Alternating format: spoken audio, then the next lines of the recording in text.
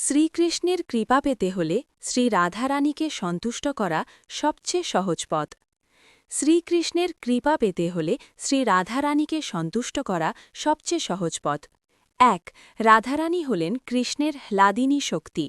শাস্ত্রে বলা হয়, রাধা ও কৃষ্ণ আলাদা নন, রাধারানী হলেন কৃষ্ণের আনন্দ শক্তি। তাই রাধারানী সন্তুষ্ট হলে কৃষ্ণ স্বয়ং সন্তুষ্ট হয়ে যান। ২. রাধা হলেন সর্বোচ্চ ভক্তির প্রতীক, তিনি ভক্তির পরম আদর্শ। তিনি কখনও নিজের সুখ চান না, শুধু কৃষ্ণের সুখ চান। এই কারণে ভক্তরা মনে করেন রাধার কৃপা ছাড়া কৃষ্ণকে পাওয়া কঠিন। ৩.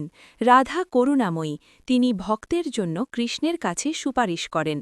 বৈষ্ণবরা বলেন, রাধার দাসী না হলে কৃষ্ণের দাস হওয়া যায় না।